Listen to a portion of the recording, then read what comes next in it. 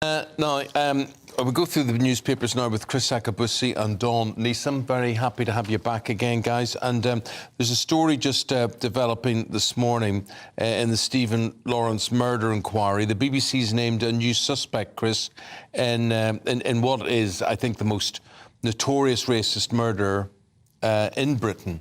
Yeah. The chap's dead. That is the guy that, well, allegedly was involved in the murder some 30 years ago. So he's sort of evaded justice and, you know, been held accountable for his crimes. And there's another two chaps who are also suspected but have not been named like this fella. So I mean, of course, it was such a tragedy back in the day. Yeah. And you say back in the day, Chris and Don, you know, it seems like yesterday in so many ways, but these guys are, well, how old are they? They're well over 50 now, aren't they? They're 50 now. So they were kids back then, and so was Stephen Lawrence, obviously. Yeah. They were children back then, and they just half a dozen of them just attacked him while he was at the bus stop, if I can remember correctly, and took his life. And it was a barbaric incident. And of course, his mother and his father really campaigned tirelessly to get justice for their son, Stephen. I've got a young lad who, I mean, he's 15, so not quite Stephen's age now, but the idea that his life would be taken away by some scum is just an awful thought process. It was just such an amazing case. I mean, Stephen lost his life on the 22nd of April. He was just 18 years old, 1993. And it just, as you say, Eamonn, it feels like only yesterday, but it was an incredibly long time ago.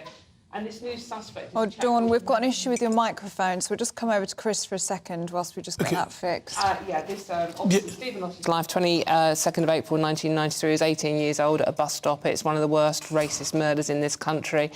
The new suspect that the BBC have named is Matthew White, who died in 2021, aged 50. And this investigation has found the Met Police seriously mishandled key inquiries. This lad was identified at the time, but as we know with this case, it led to the Macpherson inquiry in 1998, which found that the Met Police was institutionally racist, problems they still seem to be having to this day. It also led to the overturning of the double jeopardy law, where you couldn't be tried for the same crime if you'd already gone through it. And so Gary Dobson and David Norris, two of the original suspects who had been acquitted, went back to trial, and in 2012, they were found guilty of murder and sentenced to life with a minimum of 15 years. Now, the original suspects have all sort of like, either served time or are still serving time, but this lad is the first time. But he should have been identified at the time, and it wasn't. Yeah. So clearly mistakes have been made constantly. More on that developing story throughout the programme this morning. Chris, I want to talk about trains now. If we just, this is in the Times, front page of the Times. Yes. And watchdogs ordered to bear teeth over rip-off costs is the headline.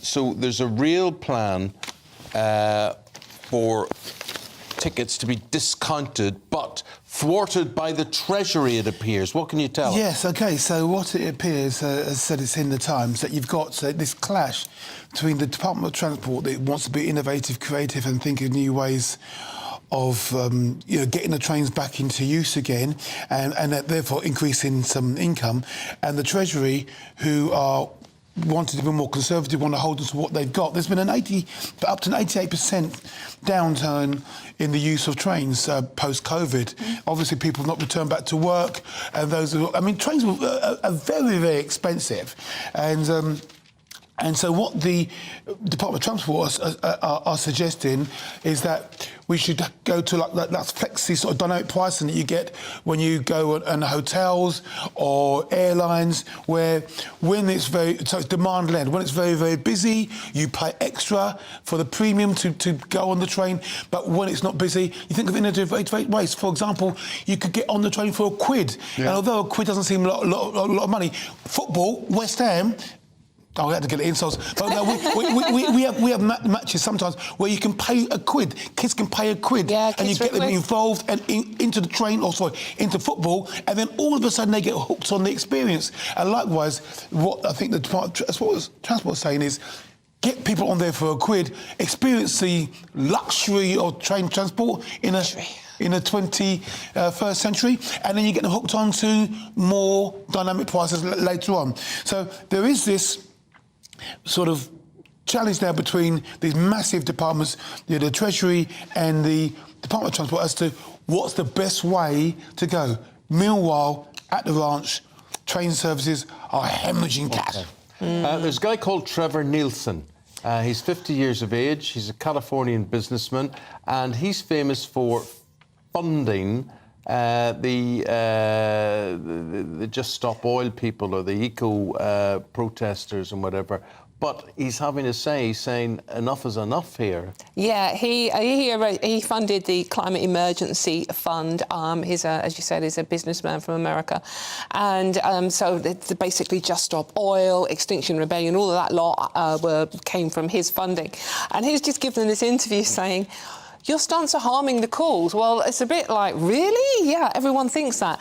And he's the main donor. He's actually come out and said sort of like, working people trying to get to their job, get their kids dropped off at school, survive the brutal cost of living crisis, and suddenly, at the same time, they've got a pink-haired, tattooed and pierced protester standing in front of their car.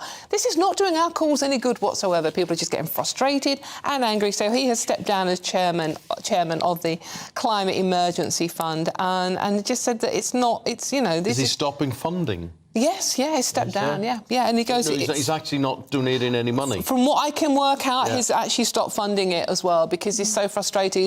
He goes, it's just not a performance. It's not actually achieving what we want to achieve. And I think pretty much everybody out there has been thinking this from day one. I mean, we all support this issue, but the way people are going about it, like, slow walking down the road, gluing themselves, chucking orange paint at things, it's just not helping, is it? So fair play to the man for talking out. I mean, we're even seeing the splits, aren't we, between the eco groups now. Extinction Rebellion have said we're just going to keep it peaceful and just protest in a normal way. Yeah. They don't even want anything to do with Just Stop Oil. Chris, let's have a look at the ugliest dog in the world, shall we? Yes. This is Scooter. Scooter. Every dog has its day. Scooter is 7 years of age. He's now won a trophy and £1,800, £1,180, should I say, for being the ugliest dog. He was born with feet. He looks like a kangaroo. Well, exactly. He's got this cute tufts of hair, but no hair around the body. So cute tufts of hair on his head. He's hairless around his body. He's got a pig-like tail. He's a hanging out tongue. His legs are backwards. They didn't think he could walk, and that's why it's called Scooter, because he scoots along with his legs backwards. But hey, he's a winner. He is a winner. And our next item, we would have to be asking you, could you eat Scooter? Literally, could you eat a dog? Because we're talking about this awful dog fest that goes on where animals are just butchered and dogs are butchered and served up as food. So we're going to be talking about that next, and that's why we sort of brought the ugly truth about Scooter in there. He looks like a little gremlin, though. Yes, he does, doesn't he? Yeah. He's got something cute about him.